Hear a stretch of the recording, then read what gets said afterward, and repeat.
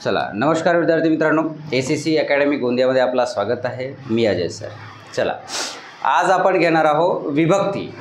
आता मराठी व्याकरणात हा जो विभक्ती प्रकार आहे, नामाची विभक्ती, नामाची विभक्ती, ठीक आहे. आता हा जो लक्ष दे, हा जो प्रकरण आहे याला व्यवस्थित स्वरूपात समजायचं, कारण याच्यावर बरेचसे प्रश्न विचारले जातात.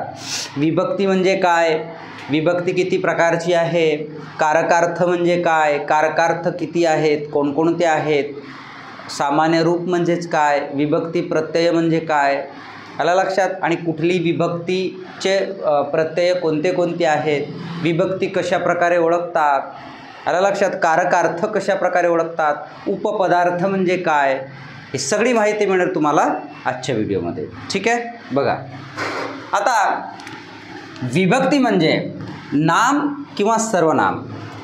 आलं लक्षात. विभक्ती म्हणजेच काय, त्याची व्याख्या लक्षात ठेवा, कारण परीक्षेमध्ये व्याख्या विचारले जातात. 110% वाक्य विचारले जातात. तुम्हाला व्याख्या पूर्णतः दिलेली असेल आणि खाली मग ऑप्शन असणार, विभक्ती, नाम, सर्वनाम की उपपदार्थ की कारकार्थ, असे 4-5 ऑप्शन असं दिलेले असतात. तर त्याच्यापैकी एक तुम्हाला डिसाईड करणे आहे, योग्यवाला. ठीक आहे. तर विभक्तीची व्याख्या पाठांतर करायची कशी, बरं, पाठांतर करण्यापेक्षा लक्षात ठेवणे अत्यंत गरजेचे आहे. नुसता रट्टा मारून पाठांतर करायची गरज नाही, त्याला समजणे पण तेवढाच इम्पॉर्टंट आहे. आता विभक्ती म्हणजे काय की नाम किंवा सर्वनाम, आलं लक्षात, वाक्यातील नाम किंवा सर्वनाम यांच्या क्रियापदाशी येणारा जो काही संबंध असतो त्याला म्हणतात विभक्ती. आलं लक्षात. विभक्तीचं काम काय असतो की वाक्याचा जो नाम आहे, वाक्याचा जो सर्वनाम आहे, याचा क्रियापदाशी जो संबंध जुळून देण्याचा जो प्रकरण आहे किंवा संबंध जुळून देण्याचा जो भाग आहे, हा कशाद्वारे होते, विभक्तीद्वारे होते. आलं लक्षात. आता एक साधारण उदाहरण घ्या तुम्ही. मी म्हटलं रामू शर्ट फाटला, याच्यामध्ये मी विभक्ती जोडलेलं नाही. रामू शर्ट फाटला, वाक्याचा अर्थ पूर्ण झाला का, नाही. रामूचा शर्ट फाटला, आता वाक्य पूर्ण झाला की नाही. रामूचा, तर चा हा विभक्ती प्रत्यय आहे. तर आता कोणता विभक्ती प्रत्यय आपण समोर सांगू, पण मी इथं म्हणत आहे की प्रत्यय हा खूप इम्पॉर्टंट आहे. प्रत्यय जर नसता तर वाक्याचा अर्थ किंवा आपल्याला जो काही बोलायचा आहे तो स्पष्टपणे आपण बोलू शकलो नसतो. आला लक्षात. रामूचा शर्ट फाटला, तर या वाक्यामध्ये चा जो आहे हा विभक्ती प्रत्यय आहे. तो कोणता प्रत्यय समोर सांगणार. आलं लक्षात. तर अशा प्रकारे वाक्याला मिनिंगफुल सेंटेन्स म्हणजे मिनिंगफुल अर्थ मिळवण्यासाठी विभक्ती प्रत्ययाचा पण महत्त्वपूर्ण वाटा आहे. चला मग आता पुढे घेऊया की काय, बरं, विभक्ती किती हा प्रश्न आहे, विभक्तीचे प्रकार किती हा प्रश्न येतो. तर एकूण विभक्ती हे 8 प्रकारचे आहेत, लक्षात ठेवायचं. प्रथमा, द्वितीय, तृतीय, चतुर्थ, पंचमी, षष्ठी, सप्तमी. आता अष्टमी नाही आहे तिथं, लक्षात ठेवायचं. सप्तमीच्या नंतर तुम्ही म्हणाल की सर सप्तमी आहे, मग अष्टमी का नाही, कारण की अष्टमी हा प्रत्यय नाही, याला संबोधन आहे. का बरं, कारण तो फक्त हाक मारण्याचा दृष्टिकोनातून आहे. जसं आपण म्हणतो मुलांनो रांगेत उभे राहा, तर मुलांनो आपण हाक मारत आहो की नाही, आलं लक्षात. तो हाक मारण्याचा जो संबंध आहे, हाक मारण्याचा जो त्याच्यामध्ये एक अर्थ आहे, तर त्याच्यानुसारच त्याला संबोधन असं नाव देण्यात आलेलं आहे. त्याला अष्टमी म्हणण्यात आलेलं नाही. आलं लक्षात. तर प्रश्न जर कोणी विचारला, इकडे लक्ष दे ना, तिथं का बघत आहे, इकडे लक्ष दे माझ्याकडे. संबोधन हा अष्टमीचा ऐवजी आहे, अष्टमी हा शब्द नाही. आलं लक्षात. तर मग विभक्तीचे प्रकार किती, तर तुमचं उत्तर काय असायला पाहिजे, 8. कोणकोणते बोला.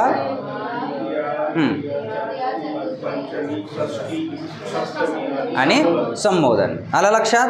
हे लक्षात ठेवायचं. हे झालं तुमचं विभक्तीचा. आता दुसरा प्रश्न येतो की सामान्य रूप काय किंवा विभक्ती प्रत्यय काय. मग विभक्ती प्रत्यय पण पहिले आपण बोलूया की विभक्ती प्रत्यय नामाचे किंवा सर्वनामाचे, लक्षपूर्वक आहे का, नामाचे किंवा सर्वनामाचे विभक्ती रूप तयार करताना त्या शब्दांच्या शेवटी जी अक्षरे जोडली जातात, आलं लक्षात, त्याला म्हणतात विभक्ती प्रत्यय. जसा रामूचा, तर चा हा विभक्ती प्रत्यय आहे. रामूने, तर ने हा विभक्ती प्रत्यय आहे. मानसा ला, तर ला हा विभक्ती प्रत्यय आहे. वनात, तर त हा विभक्ती प्रत्यय आहे. आलं लक्षात? तर हे जे शेवटी जी अक्षरे जोडली जातात त्याला म्हणतात विभक्ती प्रत्यय. लक्षात आला? विभक्ती प्रत्यय ओळखाल की हा विभक्ती प्रत्यय. मग कोणते कोणते आहेत ते समोर सांगतो. फक्त विभक्ती प्रत्यय तुम्हाला ओळखता आला पाहिजे की हा विभक्ती प्रत्यय होय. ठीक आहे. मग नेक्स्ट टॉपिक आहे सामान्य रूप. सामान्य रूप म्हणजे काय? जे आपण विभक्ती प्रत्यय लावतो तर ते विभक्ती प्रत्यय लावण्यापूर्वीचा जो भाग आहे त्याला सामान्य रूप असे म्हणतात. जसा वनात, वनात हा एक शब्द आहे. वनात, तर हा जो तो आहे याला म्हणतात प्रत्यय. पण हा वना, वना जो आहे याला म्हणतात सामान्य रूप. समजला? वना हा सामान्य रूप आहे. वन हा मूळ शब्द आहे. लक्षपूर्वक आहे का? परीक्षेमध्ये हा भरपूर विचारतात. एक मायनर से मायनर पॉईंट लक्षात ठेवायचं. वन हा मूळ शब्द, वना हा सामान्य रूप शब्द, वनात हा विभक्ती प्रत्यय रूप शब्द आणि नुसता त हा विभक्ती प्रत्यय आहे. आलं लक्षात? बघा एखाद्याचे किती प्रश्न निघाले. मूळ शब्द वन, सामान्य रूप वना, विभक्ती प्रत्यय रूप वनात. आलं लक्षात? आणि विभक्ती प्रत्यय त. आलं लक्षात? तर प्रश्न विचारले जाते खालीलपैकी कोणता सामान्य रूप आहे. मग तुम्हाला देईल इथं वन, वना, वनातील, वनाचा. तर हे सगळं तुम्हाला माहीत असायला पाहिजे कोणता कोणता आहे. समजला? तिसरा पॉईंट समजला. आता त्याच्यानंतर आहे सामान्य रूप झालं. जसं आता रामू, राजा, जसा राजाचा वाळा, तर राजाचा, तर राजाचा हा विभक्ती प्रत्यय रूप शब्द. पण राजा हा काय आहे? सामान्य रूप. आणि चा हा काय आहे? प्रत्यय रूप आहे. तो कोणता आहे नंतर सांगणार. समजला? त्याच्यानंतर आहे कारकार्थ. हा खूप इम्पॉर्टंट आहे. कारकार्थ म्हणजे काय? की वाक्याचा जो नाम आहे किंवा सर्वनाम आहे यांचा जो क्रियापदाशी डायरेक्ट जो संबंध असतो त्याला कारकार्थ असे म्हणतात. क्रियापदाशी डायरेक्ट येणारा संबंध, नाम किंवा सर्वनाम यांचा क्रियापदाशी जो डायरेक्ट येणारा संबंध जो असतो त्याला कारकार्थ असे म्हणतात. आलं लक्षात? जसा फॉर एक्झाम्पल राम आंबा खातो. राम आंबा खातो. तर खाण्याची क्रिया कोण करत आहे? राम. आला? आणि ती क्रिया कोणावर होत आहे? आंब्यावर होत आहे की नाही? म्हणजे डायरेक्ट क्रिया राम म्हणजे नाम किंवा सर्वनामाचा क्रियापदाशी डायरेक्ट संबंध येतो की नाही, म्हणून याला म्हणतात कारकार्थ. मग ते समजून सांगेन की कोणकोणते कारकार्थ आहेत. फक्त व्याख्या समजून घ्या की कारकार्थ म्हणजे काय. नाम किंवा सर्वनाम यांचा क्रियापदाशी येणारा संबंध त्याला कारकार्थ असे म्हणतात. आणि उपपदार्थ म्हणजे काय? नाम किंवा सर्वनाम यांचा क्रियापदा व्यतिरिक्त इतर शब्दांशी येणारा संबंध म्हणजे उपपदार्थ होय. आलं लक्षात? व्याख्या पाठांतर करा. व्याख्या लक्षात ठेवा, कारण परीक्षेमध्ये व्याख्या हे इम्पॉर्टंट आहे. व्याख्या विचारले जातात. मी वारंवार तुम्हाला सांगतोय. जर समजत नसेल तर मागचे जे प्रश्नावली बघा. मार्केटमध्ये प्रश्नसंच येतो, त्या प्रश्नसंचामध्ये बघा की कशा प्रकारे मराठी व्याकरणाचे प्रश्न आलेले आहेत. तेव्हा तुम्हाला आयडिया येतील की अशा प्रकारचे प्रश्न येतात बा. समजलं? मी जे सांगतो तेच येतात. लक्षात ठेवायचं. सांगतो तेच येतात म्हणजे कसं की ज्या प्रकारे मी तुम्हाला सांगतो की या आधारावर येतील, त्या आधारावर येतील, हे सगळं तुम्हाला माहीत असायला पाहिजे. परीक्षेमध्ये तुम्ही पुस्तकामध्ये पहा, जो टॉपिक आपला शिकून झाला त्याच्यानंतर प्रश्नावली असते. 50 मार्काचे प्रश्न जे असतात तिथं, तर तिथं बघा कशा प्रकारे त्या प्रश्नावली तिथं आहे. समजलं? विभक्ती झाला समजून, विभक्ती प्रत्यय झाला, सामान्य रूप झाला, कारकार्थ झाला, उपपदार्थ झाला. हे चारही समजले. कोणाला नाही समजलं? चारपैकी सांगा लवकर. कोणाला नाही समजलं? सबको समझ में आ गया?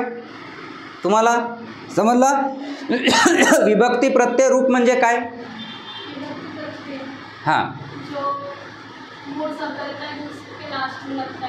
हां, तर मूळ शब्द असते त्याच्या शेवटी जी अक्षरे जोडली जातात. असं मराठी सांगण्याचा प्रयत्न करा ना बेटा. मूळ शब्द जो असते त्याचा शेवटी जे आपण अक्षरे जोडतो विभक्ती प्रत्ययरूप द्यासाठी, तर जे शेवटी जी अक्षरे असतात त्याला विभक्ती प्रत्यय असे म्हणतात. ठीक आहे? हे लक्षपूर्वक ऐकायचं. एवढा समजलं? आणि एक महत्त्वाचा मुद्दा असा की तुम्हाला जर विचारलं की खालील शब्दाचा विभक्ती प्रत्यय सांगा किंवा विभक्ती रूप सांगा, तर विभक्ती सांगताना प्रत्येक वेळी त्याचा प्रत्ययावरून ठरवायचं की ह्या प्रत्ययावरून हा विभक्ती रूप आहे. कारण एकाच विभक्ती प्रत्ययाचे अनेक कारकार्थ असू शकतात, लक्षात ठेवायचं. कारकार्थ हा भाग वेगळा आणि विभक्ती हा भाग वेगळा. विभक्ती ओळखा म्हणाल, प्रश्न जर आला तर प्रत्ययावरून विभक्ती ओळखायचं आणि कारकार्थ जर विचारलं तर त्याचा अर्थावरून ओळखायचं कारकार्थ. कारण एकाच विभक्ती प्रत्ययाचे अनेक कारकार्थ असू शकतात. तुम्हाला सांगतो, समोर अजून समजवून देईन ते प्रश्नासोबत. ठीक आहे. आता बघा, विभक्ती प्रत्यय आपण घेऊया की विभक्ती प्रत्यय त्याचा एकवचनात रूप काय असते, अनेक वचनात रूप काय असते आणि त्याचा कारकार्थ काय असते. आलं लक्षात. कारकार्थ हे एकूण 6 आहेत, लक्षात ठेवायचा. संबंध आणि हे आपलं काय म्हणतात त्याला, संबोधन, हे कारकार्थ नाही, लक्षात ठेवायचा. हा हाक मारणे आणि हा संबंध हे कारकार्थ नाही, लक्षात ठेवायचं. बाकी हे जे 6 आहेत हे कारकार्थ आहेत. कारकार्थ किती तर 6, विभक्ती किती तर 8. समजला. आता बघा, प्रथमा विभक्तीचं प्रत्यय नसतात, लक्षात ठेवायचं. प्रथमा विभक्तीमध्ये प्रत्यय नसतात. ज्या शब्दाला काहीही प्रत्यय लागलेला नसेल तर त्या शब्दाची विभक्ती ही प्रथमा असते. जसा रामू गावाला गेला, तर या वाक्यात रामू हा प्रथमा विभक्तीत आहे, कारण रामू या शब्दाला कुठलाही प्रत्यय लागलेला नाही. जर एखाद्या शब्दाला कुठलाही प्रत्यय लागलेला नसते तर त्याला प्रथमा विभक्ती असे म्हणतात, प्रथमा विभक्ती रूप असे म्हणतात. आलं लक्षात. कोणताही मूळ शब्द हा प्रथमा विभक्तीत असतो. समजला. कोणताही मूळ शब्द हा प्रथमा विभक्तीत असतो. एखादा शब्द जर असेल एकदम मूळ आणि त्याला विभक्ती प्रत्यय विचारलेला असेल, जर त्याला काहीच नसेल लागला तर तो प्रथमा विभक्तीत असतो. आला लक्षात. दुसरा आहे आणि त्याचा कारकार्थ कर्ता असतो, लक्षात ठेवायचा. प्रथमा विभक्तीचा कारकार्थ काय असतो, कर्ता असतो. दुसरा आहे द्वितीया. त्याचा प्रत्यय आहे प्रत्ययरूप स ला ते, एक वचनामध्ये आणि अनेक वचनामध्ये स ला ना ते, सलाते सलानाते, आणि त्याचा कारकार्थ आहे कर्म. आता इथं एक अजून आहे की दुसऱ्यामध्ये पण सलाते सलानाते आहे आणि चौथ्यामध्ये पण सलाते सलानाते आहे. मग याला ओळखायचं कसं की हा दुसऱ्याचा आहे आणि हा चौथ्याचा आहे. हे कसं ओळखायचं त्याची पण ट्रिक आहे, लक्षात ठेवायचं. ते कसे,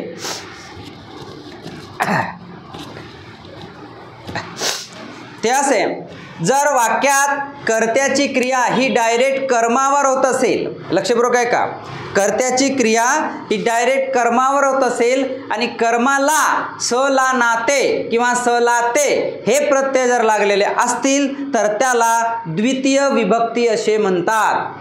आलं लक्षात. पुन्हा बघा, वाक्यामध्ये कर्त्याची क्रिया कर्मावर होत असेल आणि कर्माला स ला नाते किंवा सलाते हे प्रत्यय लागलेले असतील तर ती विभक्ती द्वितीय असते. आणि वाक्यामध्ये कर्त्याची क्रिया कर्मावर होत नसेल आणि दान धर्म भेट याचा संबंध येत असेल तर अशा शब्दाला जर सलाते सलानाते प्रत्यय लागलेले असतील तर ते चतुर्थ विभक्तीत आहे असे समजावे. उदाहरणार्थ, रामू गाढवाला पाणी पाजतो.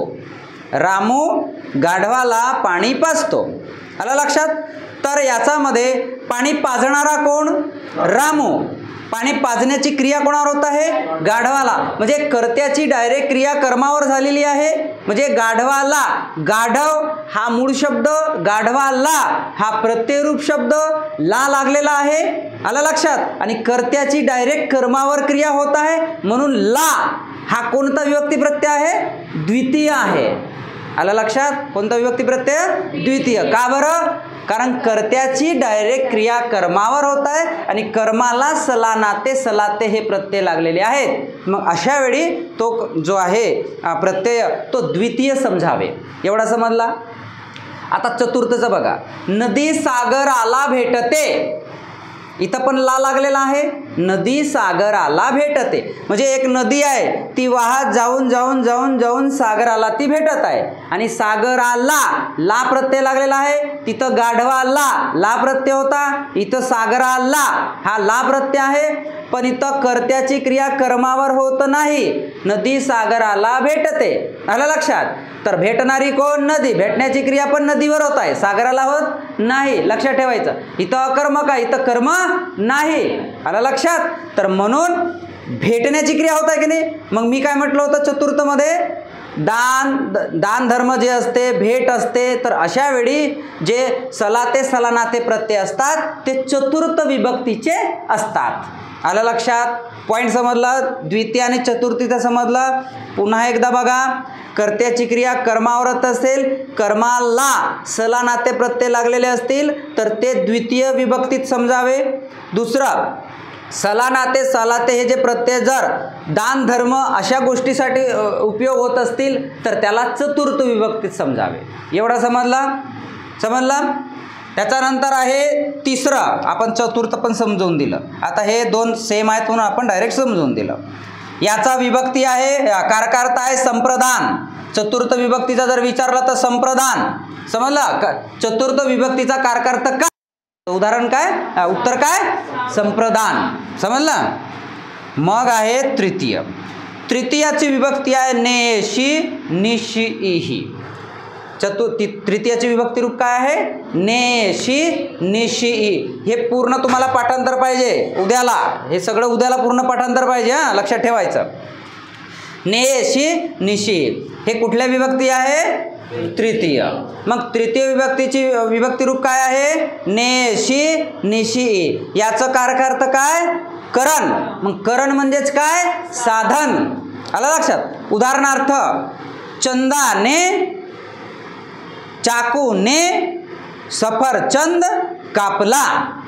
चंदाने चाकूने सफरचंद कापला. काटला नाही, कापला. ठीक आहे? मी काय म्हटलं? चंदाने चाकूने सफरचंद कापला. आता इथं साधन काय आहे? चाकू आहे की नाही? चाकू साधन आहे की नाही? सफरचंद कशाच्या साधनाने कापला? चाकूच्या साधनाने कापला. बरोबर आहे की नाही? मग ने एक तर चंदाला पण लागलेला आहे ने, आणि चाकूने पण लागलेला आहे ने. पण सफरचंद कापण्याची क्रिया जी आहे ती कोणत्या साधनाने होत आहे? चाकूच्या साधनाने होत आहे. म्हणजे चाकूला ने प्रत्यय लागलेला आहे, तर ने आणि इथं पण ने आहे. जर विभक्ती विचारला तर काय सांगायचं? तृतीया. जर विभक्ती विचारला तर तृतीय सांगायचं. का बरं? कारण विभक्ती हे विभक्ती प्रत्ययावरून ठरतात. लक्षात ठेवायचं. एकच विभक्ती प्रत्ययाचे अनेक कारकार्थ असू शकतात. जसं आता याच वाक्यामध्ये तुम्हाला समजून देत आहोत. आता बघा, चंदाने चाकूने सफरचंद कापला. कापणारी कोण? चंदा. कापणारी कोण? चंदा. कापण्याची क्रिया कोणावर झाली? सफरचंदावर झाली. आणि चाकूवर पण झाली का? कारण की चाकू अप्रत्यक्ष आहे आणि सफरचंद हा प्रत्यक्ष आहे. लक्षात ठेवायचं. समजला? सफरचंदावर झाली. बरोबर आहे. मग कापणारी कोण? चंदा. बरोबर आहे ना? मग चंदाला ने प्रत्यय लागलेला आहे, तर याची विभक्ती कोणती? ने कुठे येते विभक्तीमध्ये? तृतीयामध्ये. मग चंदाची विभक्ती आहे तृतीया. चाकूची पण विभक्ती आहे तृतीया, कारण इथं ने प्रत्यय लागलेला आहे. पण जर इथं कारकार्थ विचारला तर मात्र वेगवेगळा आहे. मग कर्ता हा काय आहे? कारकार्थ. प्रथमाचा कारकार्थ कर्ता. आलं लक्षात? मग तो कारकार्थ आहे कर्ता. लक्षात ठेवायचं. आलं लक्षात? पण जो साधन जो आहे एक्झॅक्टली कोणता? चाकूचा, तर त्याचा कारकार्थ आहे करण. आलं लक्षात? समजला की नाही समजला? बघा आता इथं गोंधळून जाऊ नका. चंदाने चाकूने सफरचंद कापला. हा एक वाक्य आहे. तर इथं पण ने लागलेला आहे, इथं पण ने लागलेला आहे. बरोबर आहे. पण आता तुम्ही म्हणाल सर इथं पण ने लागलेला आहे, इथं पण ने लागलेला आहे, तर दोन्हीचा कारकार्थ एकच असेल असं एक डाऊट असते ना आपल्याला का दोन्हीला तर ने लागलेला आहे, मग तुम्ही काय पाहाल का कुठे ने लागलेला आहे, इथं ने लागलेला आहे. मग याचा कारकार्थ सरांनी काय लिहिलं, करण किंवा साधन. तर करण हा दोन्हीचा कारकार्थ आहे असं तुमचं उत्तर असेल, पण हा चुकीचा आहे. कारण इथं जे साधन असते त्यालाच प्रत्यय लागलेला जर असेल ने तर तो करण असेल, म्हणजे हा याचा कारकार्थ करण आहे, पण याचा कारकार्थ करण नाही, याचा कारकार्थ कर्ता आहे, कारण ही या वाक्यामध्ये क्रिया करणारी व्यक्ती आहे. समजला. आणि मग कापण्याची क्रिया कोणावर झाली, सफरचंदावर, बरोबर ना. मग सफरचंदला काही प्रत्यय लागलेला आहे का, नाही. मग याची विभक्ती कोणती, प्रथमा, कारण काहीही प्रत्यय लागलेला नाही. जर एखादा प्रत्ययरहित शब्द असेल, म्हणजे ज्या शब्दाला काहीच प्रत्यय नसेल, तर त्याची विभक्ती प्रथमा समजावी. समजला की नाही समजला, पॉईंट आला क्लिअर. ह्या वाक्यामध्ये तुम्हाला सगळं समजून दिलेलं आहे आणि हा क्रियापद आहे, ठीक आहे. समजला. असाधन, चंदाने चाकूने सफरचंद कापला, याची विभक्ती कोणती, विभक्ती कोणती, प्रथमा. किसने बोला, इतना समझा के दिया, ध्यान का रहता है, ध्यान का रहता है. यहाँ चंदा ने लिखा हुआ है ना शब्द, तो मैं पूरा पूछूंगा ना, तो ये इसकी विभक्ति कौन सी है, तृतीय है ना, और इसकी विभक्ति कौन सी है, तृतीय है ना. सबको समझना चाहिए. जैसे हाँ में हाँ नहीं मिलाना है, इसकी भी विभक्ति तृतीय है, इसकी भी विभक्ति तृतीय है. विभक्ती कसे ओळखतात, प्रत्ययावरून ओळखतात. मी 10दा सांगितलं, विभक्ती प्रत्ययावरून ओळखतात. त्या शब्दाला कोणता प्रत्यय लागलेला आहे त्याच्यावरून विभक्ती ठरवतात. म्हणून हे पूर्ण चार्ट तुम्हाला पाठांतर पाहिजे, लक्षात ठेवायचं, ठीक आहे. हां, कारकार्थ त्याचा अर्थावरून कळतं. जर मी विचारेन की याचा कारकार्थ काय आहे, मग ते ठरवायचं वाक्यात त्याचा अर्थ काय आहे. त्याचा याचा कारकार्थ बघा, हा करता आहे की नाही, कापण्याची क्रिया होणार ना याच्यावर, बरोबर आहे ना, कापणारा आहे ना हा, तर हा जो आहे याला कर्ता म्हणतात. हा चाकूने जो आहे, हा सफरचंद, चाकूने आणि सफरचंद हे कर्म आहेत दोन्ही. हा अप्रत्यक्ष कर्म, हा प्रत्यक्ष कर्म. अप्रत्यक्ष कर्माला ने प्रत्यय लागलेला आहे, म्हणजेच हा कोणता विभक्ती प्रत्यय आहे, तृतीया. आणि याचा कारण काय आहे, म्हणजे याचा कारकार्थ काय आहे, करण. एवढा समजला, पॉईंट समजला पूर्ण. मग आहे चतुर्थ समजून दिलेला आहे. मग आहे पंचमी. आता पंचमीचं घेण्यापूर्वी दाखवा थोडं पाणी. पंचमी प्रत्ययरूप घेण्या अगोदर आपण एक वाक्य तुम्हाला सांगणार आहोत.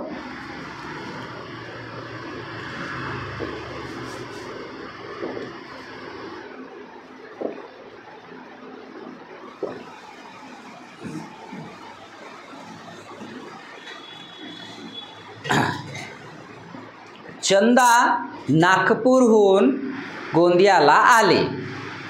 वाक्य बघा, पंचमी विभक्तीचा उदाहरण समोर सांगतो. चंदा नागपूरहून गोंदियाला आले. या वाक्यात नागपूर या शब्दाला हून हा प्रत्यय लागलेला आहे आणि मी तुम्हाला सांगितलं पंचमीचा हून हे लागलेले आहेत. आलं लक्षात, समजलं की नाही समजलं. तर चंदा नागपूरहून गोंदियाला आले. बघा वाक्य व्यवस्थित नीट लक्षपूर्वक आहे का. चंदा नागपूरहून गोंदियाला आले. या वाक्यात हून हा प्रत्यय कुठे लागलेला आहे, नागपूरला, बरोबर आहे. तर नागपूरला हून हा प्रत्यय लागलेला आहे. मग विभक्ती जर विचारलं तर कोणती सांगाल, पंचमी. का बरं, कारण पंचमी विभक्तीचं रूप काय आहे, ऊन किंवा हून. समजलं, ठीक आहे. पण याचा आता कारकार्थ जर विचारलं तर कारकार्थ काय, नागपूरहून उन्हूनचा कारकार्थ काय, अपादान. बरं, आता अपादान म्हणजेच काय, दुरावा किंवा वियोग. आता मला सांगा, चंदा अगोदर कुठे होती, नागपूरला, आता कुठे आली, गोंदियाला. म्हणजे तिथून तिचा दुरावा झाला, इकडे वियोग झाला की नाही, तिथून ते सुटली इथं पोहोचली, म्हणजे तिथून दुरावा झाला इकडे आले. तर हे जो दुरावा जो आहे यालाच अपादान असे म्हणतात कारकार्थ स्वरूपात. समजला, समजलं. अपादान म्हणजे काय, तिथून निघाली इकडे आली, म्हणजे तिथून दुरावा झाला की नाही, म्हणून त्याला म्हणतात अपादान. समजला, ठीक आहे. चंदा नागपूरहून गोंदियाला. आता गोंदियाला, आता इथं बघा, आता या गोंदियाला आली, तर हा जो ला आहे हा कोणता विभक्ती प्रत्यय आहे? द्वितीय आहे की चतुर्थ आहे? द्वितीय आहे की चतुर्थ आहे? दोन्हीला सलाते सलानाते आत्ता 10 मिनटं समजून सांगितलंय मी. ला तर द्वितीयमध्ये पण आहे, चतुर्थमध्ये पण आहे. बोलो ना, दोनों में से कोई भी एक हो सकता है ना.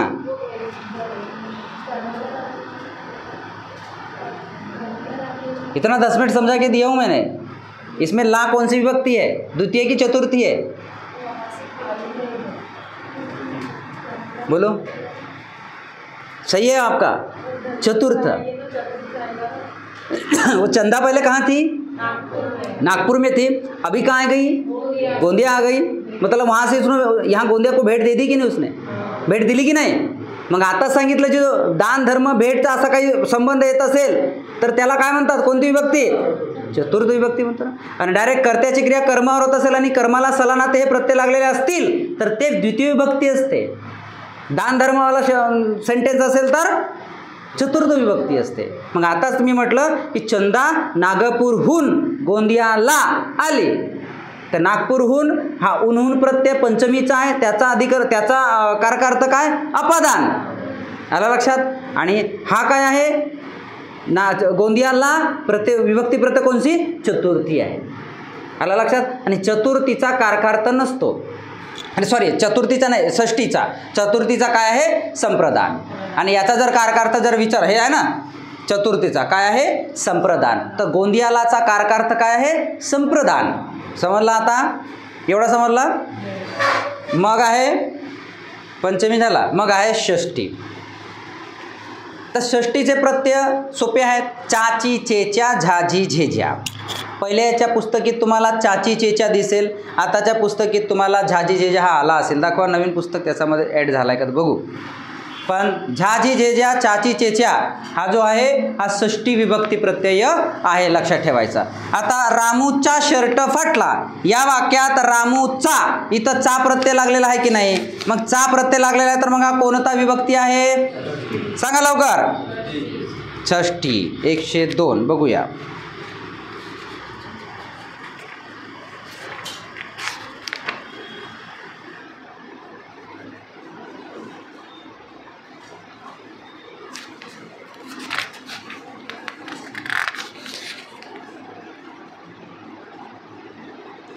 इथं यायला आहे पण झाजी जेच्या आहे. ठीक आहे. तर रामूचा शर्ट फाटला, तर रामूचा, तर चा हा प्रत्यय लागलेला आहे. मग चाची चेच्या हे जे प्रत्यय जर असतील तर कोणती विभक्ती? षष्टी विभक्ती. आला लक्षात? समजलं? याचा षष्टी विभक्तीचा कारकार्थ नाही आहे, लक्षात ठेवायचा. याचा फक्त संबंध आहे, कारकार्थ नाही. समजला?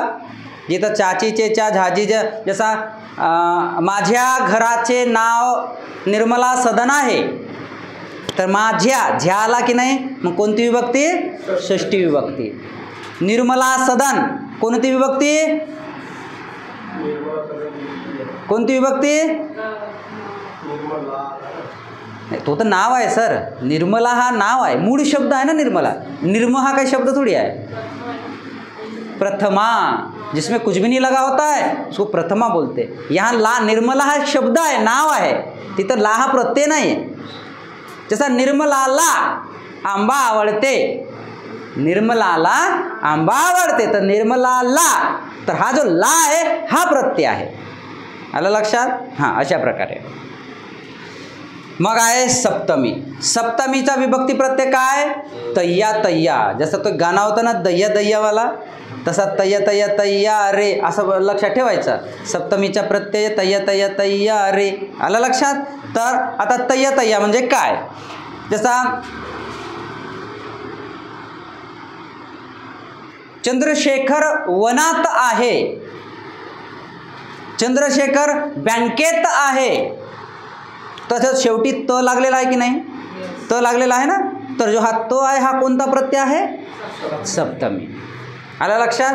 तर जिथं शेवटी त इ आ हे प्रत्यय लागलेले असतील तर त्याला कोणती विभक्ती म्हणतात? सप्तमी विभक्ती असे म्हणतात. आणि शेवटचं आहे संबोधन. जसं आपण हाक मारतो कोणाला, जसं मुलांनो रांगेत उभे राहा. तर नो हा जो आहे हा काय आहे? संबोधन आहे. बाबांनो थोडा हळू चाला रे. म्हणजे एखादा एक 2-4 पोरं जसे जात आहेत आपण म्हणतो ना, एक नॉर्मली आपण बाबांनो हळू चाला रे, समोर पाणी वाहत आहे असं म्हणतो की नाही. तर जो बाबांनो हा नो हा काय आहे? संबोधन आहे. एवढा समजला. विभक्ती काय आहे हे समजलं सगळं. कारकार्थ काय आहे हे सगळं समजलं. कोणाला काही विचारायचं असतं विचारून टाका, कारण समोर मी याच्याबद्दल थोडंसं अजून सविस्तर सांगणार आहोत. एवढा समजला तुम्हाला सर? काही डाऊट्स आहेत? हे लिहिलं सगळे?